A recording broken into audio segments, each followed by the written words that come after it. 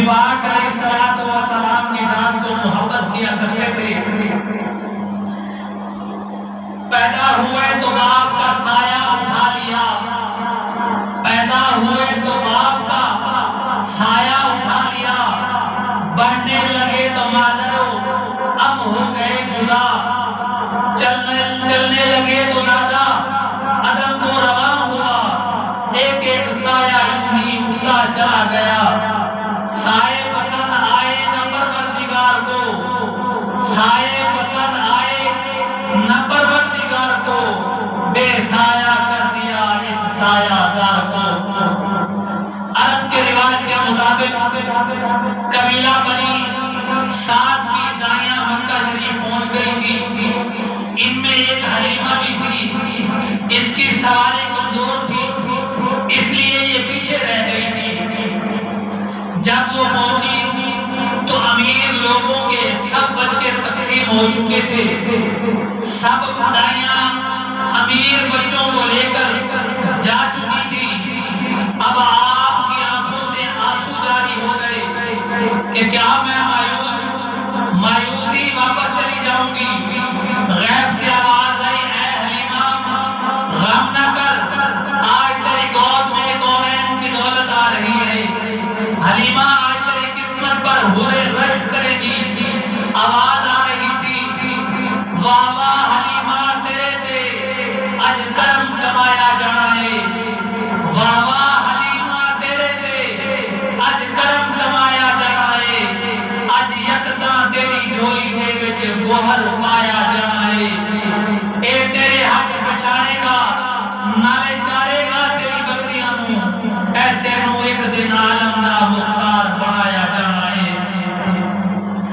آپ کے بعد جب یہ آواز آئی، آپ آواز دیتی ہوئی ڈھونڈتی ہوئی گئی تو حضرت آمنہ کے دروازے پر پہنچی۔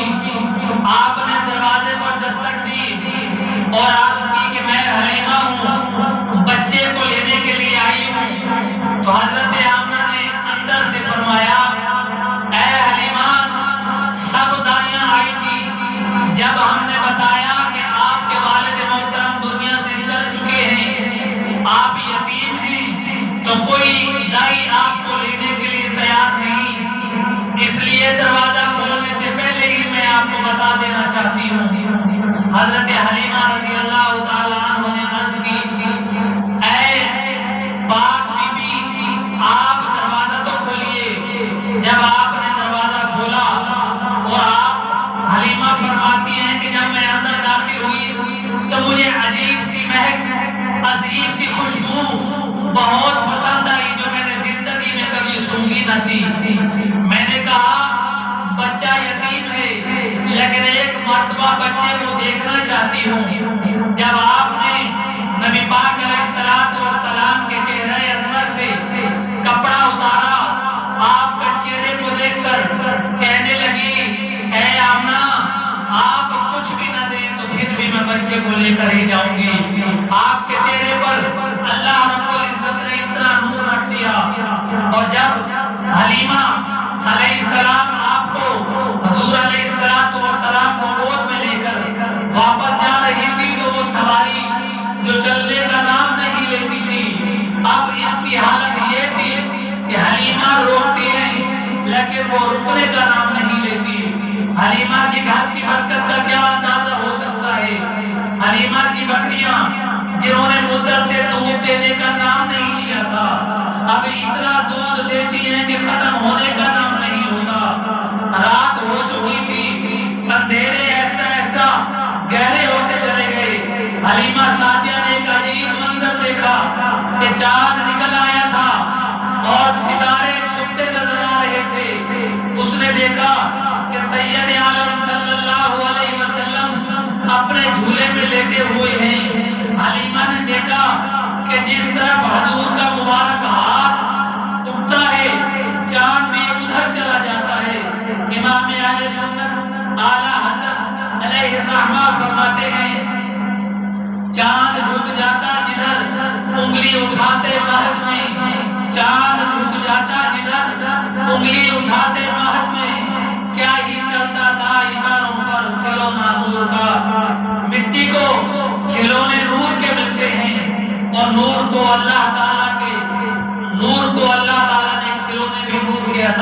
فرمائیے ایک دفعہ حلیمہ حضور علیہ السلام کو چھوڑ کر آب زمزم پینے گئی، واپس آئی تو حضور علیہ السلام کو وہاں نہ پایا، تلاش کرتے کرتے عاجز آ گئی، کعبہ شریف میں گئی، آپ صلی اللہ علیہ وسلم کا نام لے کر پکارا تو تمام بت حضور علیہ السلام کا نام مبارک سنتے ہی سجدے میں گر گئے، اور حلیمہ حضور علیہ السلام کو تلاش کر رہی تھی تو ایک آواز آئی، حلیمہ غم مت کر، کائنات اس میں گم ہو سکتی ہے لیکن یہ آمنہ کا لال کائنات میں گم نہیں ہو سکتا۔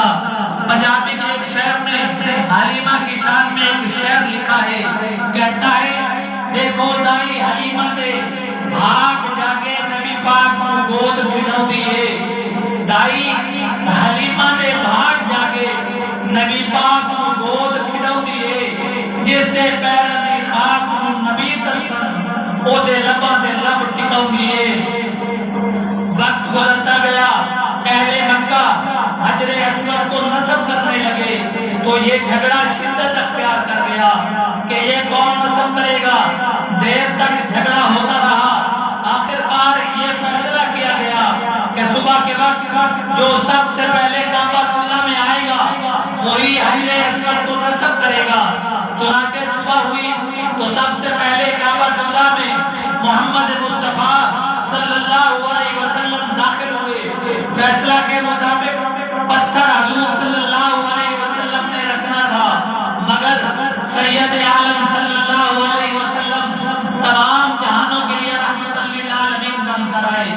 آپ نے یہ مناسب نہ سمجھا، آپ نے فرمایا تمام اہل مکہ کے خاندان کے سربراہوں کو آپ نے حکم دیا، آپ نے اکٹھا کیا اور نیچے آپ نے ایک چادر بچھا دی اور تمام خاندان کے جو سربراہ تھے ان کو کہا کہ آپ ایسا کریں کہ ایک ایک کونے سے ہر سردار پکڑ لے۔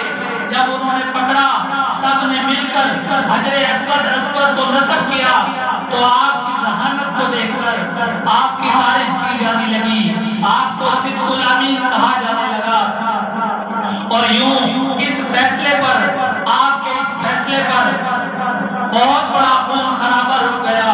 ابھی تاجدار دو عالم صلی اللہ علیہ وسلم کی عمر شریف صرف 12 برس کی تھی کہ ابو طالب کو پتہ چلا کہ ایک قافلہ تجارت کے لیے ملک شام جا رہا ہے۔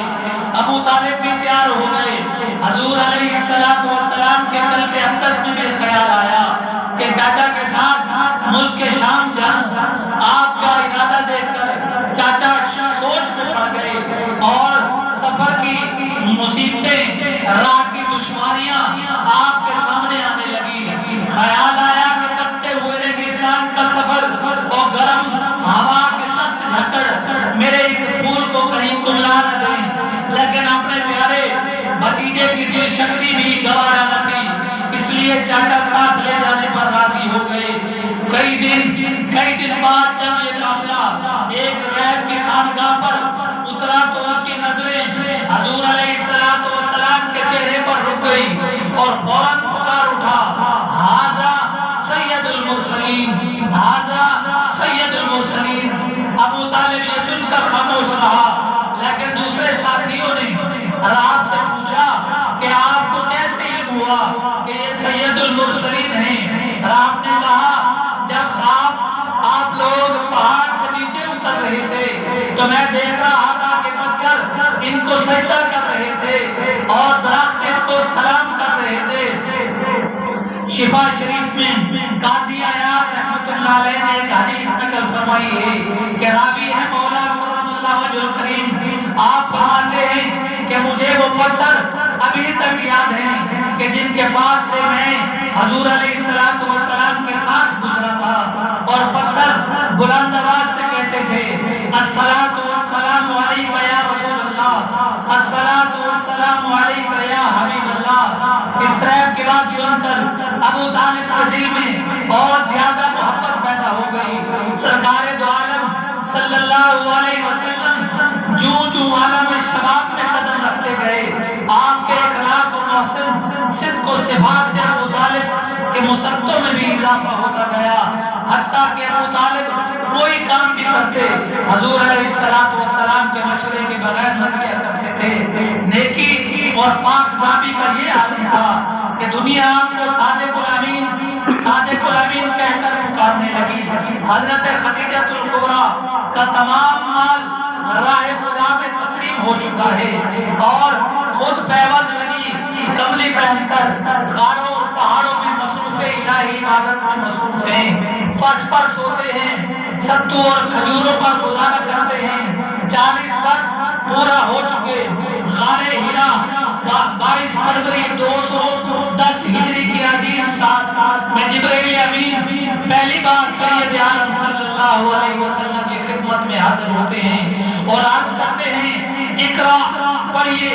حضور صلی اللہ علیہ وسلم فرماتے ہیں ما انا بقاری، میں پڑھنے والا نہیں ہوں۔ جبرائیل علیہ السلام نے حضور کو سینے سے لگایا، دوبارہ عرض کی اقرا پڑھیے۔ حضور علیہ السلام نے پڑھا۔ تیسری بار جبرائیل نے عرض کی اقرا بسم ربک الذی خلق، تو حضور علیہ السلام نے یہ آیت بھی پڑھی اور ساتھ 5 آیاتیں اور بھی تلاوت فرما دی۔ سرور عالم صلی اللہ علیہ وسلم اس وحی الہی سے متاثر ہو کر گھر تشریف لاتے ہیں تو پاک ذات بیوی مسلمان عالم کی مقدس ماں ام المومنین خدیجہ الکبریٰ رضی اللہ تعالیٰ عنہا کو واقعہ سنا کر بشارت دیتی ہیں کہ آپ خدا کے برگزیدہ رسول ہیں۔ پھر حضرت خدیجہ الکبریٰ حضور کو اپنے چاچا ورقہ بن نوفل کے پاس لے گئی۔ ورقہ بہت بڑا عالم تھا اور اس نے یہ واقعہ سن کر کہا کہ یہ دنیا کی نجات دہندہ ہیں، کاش میں اس وقت تک زندہ رہتا جب دنیا اسے مکہ سے نکال دیتی۔ اس طرح سے سب سے پہلے حضرت خدیجہ الکبریٰ اور پھر حضرت ابوبکر صدیق اور حضرت علی المرتضیٰ اور حضرت زید رضی اللہ تعالیٰ عنہ نے آپ کی نبوت، آپ کی رسالت کی تصدیق کی۔ عورتوں میں سب سے پہلے ایمان لانے والی ام المومنین حضرت خدیجہ الکبریٰ رضی اللہ تعالیٰ عنہا ہیں اور مردوں میں سب سے پہلے ایمان لانے والے حضرت ابوبکر صدیق رضی اللہ تعالیٰ عنہ ہیں اور بچوں میں سب سے پہلے ایمان لانے والے حضرت علی رضی اللہ تعالیٰ عنہ ہیں۔ پروردگار عالم کا ارشاد ہے لو انزلنا هذا القرآن على جبل لرأيته خاشعا متصدعا من خشیۃ اللہ، اگر ہم اس قرآن کو پہاڑوں پر نازل کرتے تو پہاڑ خوف الہی سے ریزہ ریزہ ہو جاتے۔ سبحان اللہ، یہ قلب مصطفیٰ ہی تھا جو بوجھ کوئی نہ اٹھا سکے وہ حضور علیہ السلام نے اٹھا لیا۔ یوں ہی جس کا بوجھ کوئی نہ اٹھا سکے اس کا بوجھ حضور علیہ السلام اٹھاتے ہیں۔ جس کا جہاں میں کوئی نہیں ہوتا اس کے آپ ہیں اور بے کسوں کے کس ہیں، بے بسوں کے بس ہیں اور بے سہاروں کے سہارا، بے آسروں کے آسرا ہیں۔ بعض حضرات کہتے ہیں کہ نبوت 40 سال بعد ملتی ہے، یہ بالکل غلط ہے۔ نبی پر ایسا کوئی وقت نہیں گزرتا کیونکہ یہ بظاہر نبوت بالکل اللہ رب العزت نے آپ کو 40 سال کی برس کی عمر کے بعد دی، لیکن آپ کی ولادت سے لے کر 40 سال کی عمر تک کوئی عمل نبی پاک علیہ السلام نے ایسا نہیں کیا کہ جو نبوت کے خلاف ہو، جو نبوت کے خلاف کیا جائے۔ اس لیے علماء کہتے ہیں کہ نبی پاک علیہ السلام جب دنیا میں تشریف لائے تو وہ آخری نبی بن کر تشریف لائے، کیونکہ حضرت آمنہ رضی اللہ تعالیٰ عنہا فرماتی ہیں کہ جب آپ دنیا میں تشریف لائے آپ کے لب مبارک ہل رہے تھے تو قریب ہو کر وان لگایا تو آواز آ رہی تھی ربی حبلی امتی، ربی حبلی امتی، یا الہی میری امت کی بخشش فرما۔ اور 40 برس کے بعد آپ کو اللہ رب العزت نے بظاہر نبوت اعلان کرنے کا حکم دے دیا۔ انی عبداللہ آتانی الکتاب وجعلنی نبیا، بے شک میں اللہ کا بندہ ہوں، اس نے مجھے کتاب عطا کی ہے اور مجھے نبی بنایا ہے۔ آپ غور فرمائیں کہ جعلنی ماضی کا صیغہ ہے، یعنی اللہ تعالیٰ نے مجھے نبوت عطا فرما دی ہے۔ یہ نہیں فرمایا جب 40 سال پورے ہو جائیں گے تو مجھے نبوت عطا فرما دی جائے گی۔ عالم ارواح میں پروردگار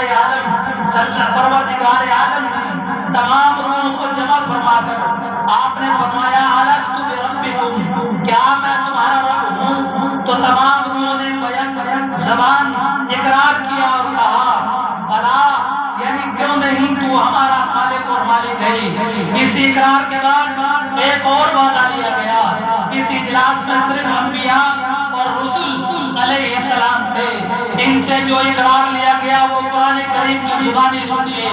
ارشاد باری تعالیٰ ہے وَإِذْ أَخَذَ اللَّهُ مِيثَاقَ النَّبِيِّينَ، اور جب لیا اللہ تعالیٰ نے نبیوں سے پکا وعدہ، یہاں اللہ تعالیٰ نے انبیاء کی روح کو بھی نہیں کہا۔ معلوم ہوا کہ خلقت روح کے ساتھ ہی نبوت ثابت ہو جاتی ہے۔ لما آتیتکم من کتاب و حکمہ، میں تمہیں کتاب اور حکمت دے دوں گا۔ ثم جاءکم رسول مصدق لما معکم، پھر آ جائے تمہارے پاس بڑی عظمت والا رسول تمہاری تصدیق کرتا ہوا۔ لتؤمنن بہ ولتنصرنہ، تو تم ضرور اس پر ایمان لے آنا اور اس کی امداد کرنا۔ یہاں اللہ تعالیٰ نے دو جگہ نون تقلید لا کر اس وعدہ کو مضبوط فرما دیا۔ پھر اللہ تعالیٰ نے فرمایا قال اقررتکم واخذتکم علی ذلک اسری، کیا تم نے اقرار کر لیا ہے؟ قالوا، سب بولے اقررنا، ہم نے اقرار کر لیا۔ معلوم ہوا کہ تمام انبیاء بھی ہمارے حضور علیہ السلام کے امتی ہیں۔ آپ نبی الانبیاء ہیں، آپ انبیاء اور رسول نے آپ کی سرداری کا اقرار کر لیا۔ اور تو اور پروردگار عالم نے فرمایا فاشہدوا، ایک دوسرے کے گواہ بن جاؤ، وانا معکم من الشاہدین، اور میں بھی تمہارے ساتھ گواہوں میں شامل ہو جاؤں گا۔ سبحان اللہ، کیا شان ہے ہمارے حضور پر نور صلی اللہ علیہ وسلم کی کہ عالم ارواح میں اللہ تعالیٰ نبیوں سے وعدہ لے رہا ہے اور خود فرماتا ہے کہ میں بھی گواہ ہوں اور تم بھی گواہ بن جاؤ۔ بات یہاں تک ختم نہیں ہوتی، وہ اپنی ربوبیت کا اقرار کرایا تو صرف یہ کہا الستُ بربکم، روح نے کہا بلا، یہاں بات ختم ہو گئی۔ مگر جب اپنے حبیب علیہ السلام کا وقت آیا تو تاکید کی گئی، تاکیدیں ختم ہو گئی۔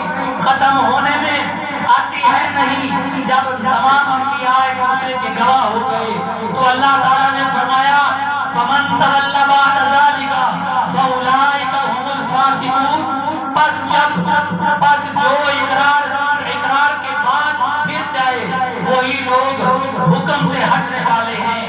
یہ پہلی محفل تھی جو حضور علیہ السلام کے ذکر کے لیے قائم کی گئی تھی۔ منعقد کرنے والا خالق کائنات ہے، اور معلوم ہوا کہ حضور کی آمد کے سلسلے میں محفل قائم کرنا سنت الہیہ ہے، اور جس جلسے میں حضور علیہ السلام کی آمد کا ذکر ہو وہ جلسہ میلاد کہلاتا ہے۔ گویا اللہ تعالیٰ نے سب سے پہلے حضور علیہ السلام کا میلاد پڑھا۔ میلاد پڑھنا سنت الہی ہے، اور میلاد سنت انبیاء اور رسول ہے۔ اللہ تعالیٰ فرماتا ہے وَمَا أَرْسَلْنَاكَ إِلَّا رَحْمَةً لِّلْعَالَمِينَ، اے محبوب دوسرے انبیاء کو میں نے رحمتیں دے کر بھیجا ہے اور آپ کو سراپا رحمت بنا کر بھیجا ہے۔